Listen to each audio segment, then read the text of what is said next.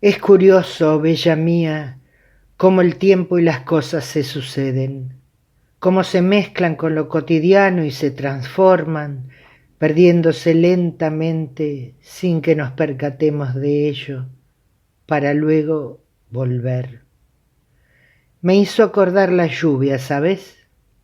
Esta tormenta tan dispersa, tan pegajosa, tan exactamente igual a la de aquella noche en que nació tu hija, mi única nieta, tan callada y hermosa como tú. Esa noche fue uno de los últimos desfiles que hicieron, si no el último que yo vi. Me acuerdo vivamente de las botas enchastradas en el barro, el agua escurriendo por los trajes improvisados de falsos soldados. Algunos iban de negro y marrón, otros más bien de azul, uniformes desgastados o tan solo hechos de pantalón y camisa de trabajo, unos con gorras cosidas a mano, con grandes esvásticas al centro, otros solo con unos trapos negros al cuello o como bandera, o con pañuelos rojos de brazalete. Lo que más recuerdo de toda la escena, con la cabeza, porque en ese instante mi corazón estaba contigo, es el silencio. Es como si lo viviera ahora mismo, un silencio especial, como profundo, como cuando se está bajo del agua, quiero decir, envuelto en murmullos indefinidos, difusos, y de la lluvia, esa lluvia, el olor pesado y a la vez fresco de esa lluvia que caía así rítmica y en cámara lenta, en dispersos, aislados gotones que sólo se dejaban caer, que viajaban desde los altos árboles hasta las blancas caras, serias caras, muy serias, de rostros jóvenes y ya no tanto, y todas, absolutamente todas, endurecidas por el odio. Eran unos 300 hombres, sí, todos hombres yo creo, con grandes azadas y machetes en lugar de fusiles, casi marchando, avanzando como podían entre las sombras de la noche, entre el silencio de esa lluvia que envolvía y enmarcaba su lenta procesión, su casi organizado paso militar, siguiendo el temblar de unas pocas antorchas, queriendo entrever, en realidad apenas adivinándolo a cada paso, el rojo camino hacia el corazón de la selva. Cuando llegamos de Alemania, Kurt y yo y Raymond, que ya tenía 8 años, escapábamos de la guerra, de la miseria que había dejado la guerra, en realidad, porque se había terminado ya hacía unos años, pero seguía presente en cada cosa. Convivía día a día con nosotros, visible e insoportablemente hiriente, en cada ausencia, en cada falta, en cada carencia. Era 1923 o 1924, ya no lo sé, pero da igual. Esas cosas son difíciles cuando tienes mi edad, ¿sabes? Este lugar era una selva virgen que apenas comenzaba a ser tomada por el hombre, por esos hombres. Unos 4000 decían, todos inmigrantes, que todavía estaban improvisando un puerto, pretendiendo conectar el agua corriente y la luz eléctrica, intentando emplazar un lugar habitable en una hostil e inhóspita tierra, extranjera tanto de nacionalidad como de hospitalidad. Y por eso la odiamos. Odiamos el suelo rojo y a cada insecto, animal y exuberante pedazo de selva. No era lo que esperábamos, lo que necesitábamos, lo que nos habían prometido cuando nos embarcamos con ese bastardo, como Kurt lo llamó los primeros años.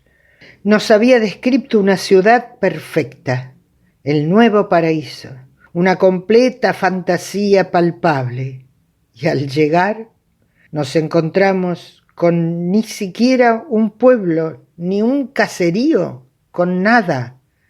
El Dorado era solo un mito, una utopía imaginada sobre una inmensa extensión de naturaleza virgen, y el único camino que quedaba, y nos costó bronca, tristeza y resignación llegar a entenderlo, era intentar decidir construirlo en una realidad. Porque además no había forma de volver, simplemente no la había. Seguramente algo también muy bien pensado por Schwemm. Había comprado 67.000 hectáreas de tierra en la otra punta del mundo y se disponía a crear una colonia.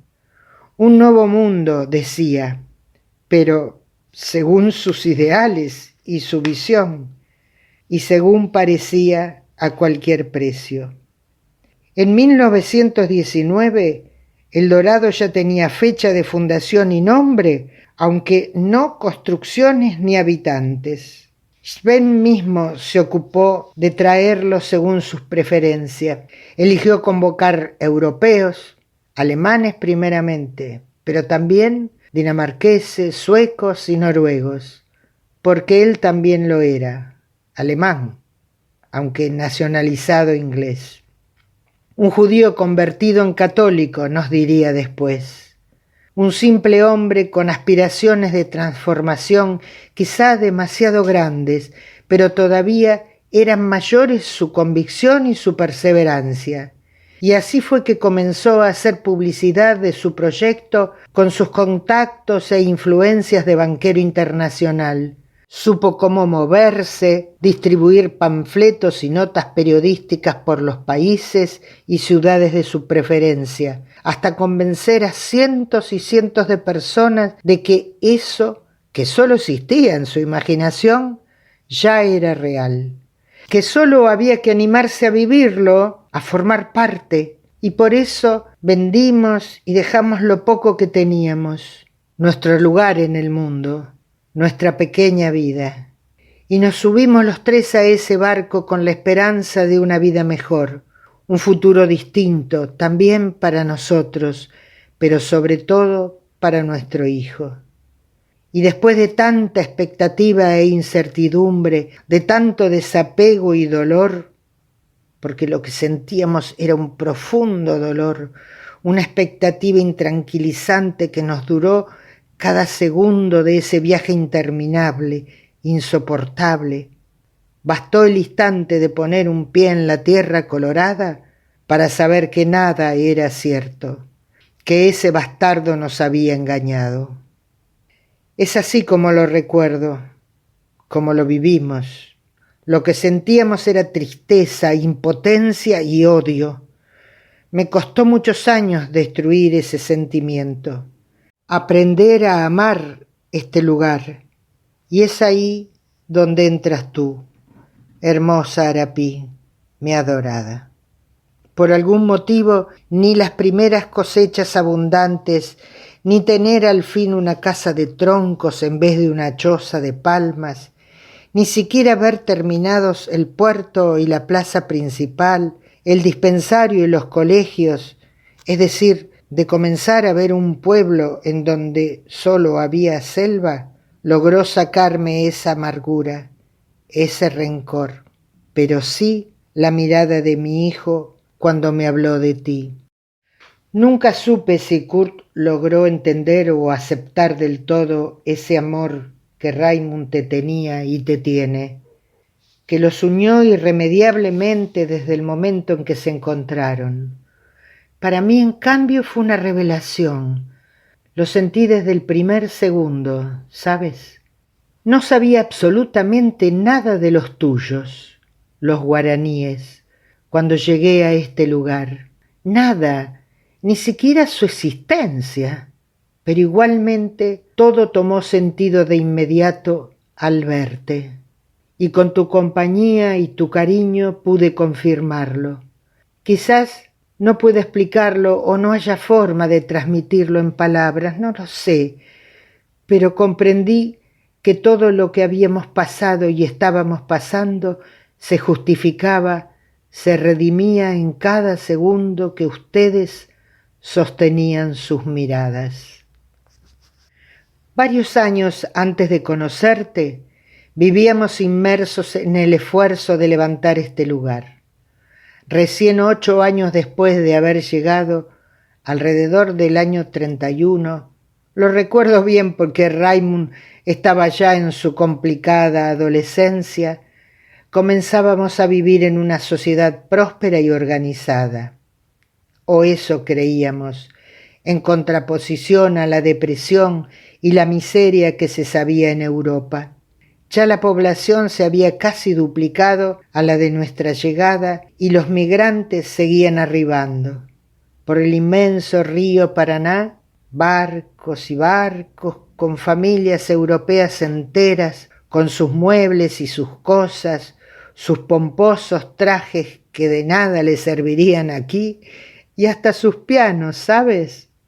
Por esa época, Sven estaba exultante. Veía por fin su sueño cristalizarse 12 años después de iniciado. Había logrado mantener el flujo de inmigración, había tenido éxito en la empresa de trasladar a esta otra parte del mundo una pequeña porción de Europa, y sus habitantes vivían fraternalmente, compartiendo su cultura y sus costumbres, replicando su organización social y hasta económica, pero en un entorno completamente nuevo, impensado. Por esa época comenzamos a trabajar la yerba mate, a aprenderla, a sacarle provecho. Hasta inclusive nos organizamos con otras familias en una cooperativa agrícola, la que nos dio frutos inmediatamente. Sentíamos todos una nueva efervescencia. Se vislumbraba el llegar de buenos tiempos. Hasta Kurt estaba complacido, bella mía. Incluso hizo las paces con Sven, lo comenzó a ver de otro modo y a llamarlo capitán. La vida parecía por fin darnos una tregua. En unos pocos años más, los inmigrantes del Dorado tendríamos por fin una vida próspera, de confort, al menos por un tiempo. Al menos por un tiempo, mi bella, que pronto se nos fue de las manos. Poco a poco las personas dejaron de llegar para dar paso solo a noticias de lo que estaba pasando en Alemania. Y eso, hija mía, fue nublando nuevamente nuestro corazón. Era el odio que recrudecía, pero esta vez desde afuera hacia adentro. Un inexplicable fanatismo extremo por el nacionalismo alemán fue creciendo velozmente a nuestro alrededor. Y créeme, es el día de hoy que no puedo comprender el cómo y mucho menos el por qué. De algún modo la muerte, metida entre las palabras de Hitler, lograban recorrer todos esos kilómetros hasta impactar en nuestro presente y resonar en nuestra realidad. Quizá no directamente en un comienzo, pero sí a través de las palabras y las acciones de nuestros vecinos, de nuestros amigos, o los que habían sido nuestros amigos hasta que, primero, levemente, día a día, luego, año tras año, ese odio injustificable fue creciendo y distanciándonos, dividiéndonos por completo. Y todavía eran ellos los que nos cuestionaban. ¿Cómo, siendo alemanes, no los seguimos? Cuando la Segunda Guerra Mundial estalló, en el 39, nada quedaba de la fraternidad lograda. Eran dos posturas bien marcadas y en disputa.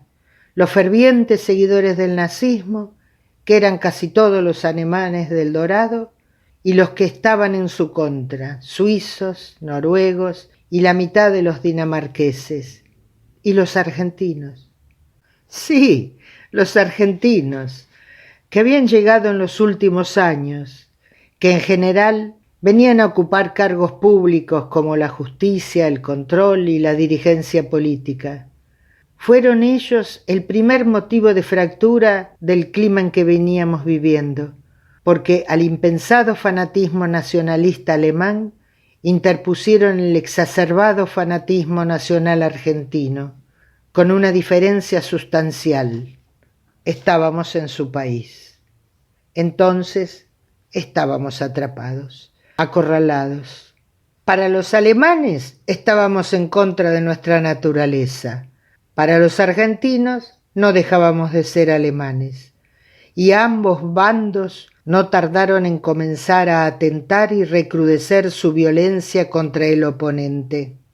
Desde ese entonces, Schwen, que abiertamente le decía a Kurt que nos contaba entre los últimos inmigrantes dignos que le quedaban, se sintió él defraudado por sus colonos y se recluyó en su casa, en su mundo interior, en su irreparable desilusión. Dejó su cargo de presidente en la colonia y todas las tareas que realizaba para mantenerla con vida. Se aisló por completo, hasta de su familia y de toda la gente a la que había convencido a venir aquí, estuvieran del lado que estuvieran. Kurt, que por todo eso no pudo sentir el placer de tener a tu hija en sus brazos, mi querida, padeció mucho esta división. Tenía una férrea formación alemana, añoraba a sus padres y a su patria más que a nada, o a casi nada, mejor dicho. Yo lo sé, era un hombre huraño y terco, pero su corazón era puro, de eso estoy segura. Y él sabía, sentía, sin necesitar razones, que nada justificaba la brutalidad que vivíamos. Ambos habíamos educado a Raimund en el esfuerzo, la igualdad y el respeto, y nada de eso era válido si tomábamos partido en ese absurdo, injusto y cruel enfrentamiento. Y en ese panorama de opresión, de orfandad, en que nos tenían las noticias de la guerra, en Alemania y por todo el mundo, y el odio reinante aquí mismo, a nuestro alrededor, en esta tierra hostil que supimos hacer nuestra, aunque no lo fuera en realidad, fue que apareciste tú. Entre los efectos expansivos que seguían avanzando, pasó que muchos alemanes comenzaron a echar a los guaraníes y paraguayos que trabajaban en sus tierras y en sus casas. Como perros los expulsaron de su realidad. Ya bien tú lo sabes, mi bella, que por eso llegaste a nuestra puerta, humilde y valiente, dispuesta a intentar de todos modos conservar tu lugar en el mundo. Tenías la misma edad de Raimund, unos 28 años. Tenías su misma vitalidad, su misma sensibilidad. Tú eres la que mejor supo que a partir de ahí sobrarían las palabras. Lo que no sé si sabes, mi querida Arapí, es que era impensado en ese momento el nacimiento de un niño guaraní en el dispensario alemán. Casi un año después de tu llegada a compartir nuestra vida, ese año inolvidable en el que estuvimos juntos, bella mía. Argentina había roto relaciones con Alemania y todas las instituciones estaban intervenidas o inaccesibles para el enemigo. Y nosotros éramos el enemigo, para ambos bandos. Y llovía copiosamente esa tarde cuando comenzaste a tener fuertes contracciones. Como pudimos entre Kurt, Raimund y yo, te llevamos a la sala de atenciones, a unos cuantos kilómetros, pero al llegar el oficial de turno nos dijo desde la puerta, sin más, que no atendían alemanes. Desde ahí decidimos acudir al dispensario en la otra punta del pueblo, varios kilómetros más alejado de donde estábamos, del otro lado de la lluvia, el barro y de esa aberrante disputa. Al fin logramos dar con la partera alemana, que tampoco quería ayudarnos, ni siquiera dejarnos pasar, hasta que la forma en que sonaron los gritos de Kurt, en un alemán como hacía tiempo no le escuchaba, alarmaron a todos, incluso nosotros nos asustamos, y comenzaron a llegar y a rodearnos muchas personas, mientras mi hijo y yo intentábamos contener tus propios gritos que acusaban ya un gran dolor. Sabíamos que algo no estaba bien, se acababa el tiempo y no quedaba otro lugar al cual recurrir. Y entonces, como por arte de magia, como un obsequio de la vida, mi bella, de entre las esbeltas y rubias personas, apareció una mujer baja y morena. Te sacó de allí, hablándote en guaraní suavemente al oído.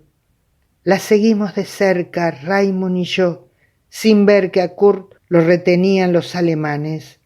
Nos metimos en la selva hasta que llegamos a una casilla humilde, a la que a mí no me permitieron entrar, y me quedé allí, parada bajo la lluvia, en medio de la picada embarrada, sola y en silencio. Fue entonces cuando los vi pasar a aquellos improvisados soldados, como en cámara lenta, marchando grotescamente sin ningún sentido. Cuando me permitieron entrar, caí de rodillas, pero aún contuve las lágrimas. Y cuando mi nieta nació, tan bella y luminosa como tú, yo estuve ahí. La sostuve en mis brazos y la besé por ti, hija mía. Se la entregué a mi hijo y lo abracé por ti, mi bella, mi adorada Arapí. Cuando nos llegó la noticia de la muerte de Hitler, no nos inmutamos, ¿sabes? En El Dorado seguían sonando diariamente las palabras Heil gringo. En cada esquina sobrevivía el desprecio. Aún entonces permanecimos aislados, resguardando el pequeño tesoro que nos dejaste. Lo mismo meses después cuando conocimos lo que significaba la bomba atómica. Yo creo que ya nada podía perturbarnos, ni sanarnos, ni empujarnos a la cordura. Todavía muchas veces Raymond va a ver cómo está Schwen, para siempre encontrarlo sentado en su inmenso y abandonado jardín, aun con su mirada de visionario, imaginando a su lado el Paraná, mirando al horizonte, intentando dilucidar el porvenir, sin llegar a entender el presente. Ojalá pase pronto este tiempo de estar separadas, Arapí, bella mía. Ojalá pronto pueda abrazarte, a ti y a mi amado esposo, y estar por fin en paz. Solo añoraré dejar aquí a mi adorada nieta, Luna, mi única nieta, mi tesoro, la luz de nuestros ojos, nuestro futuro.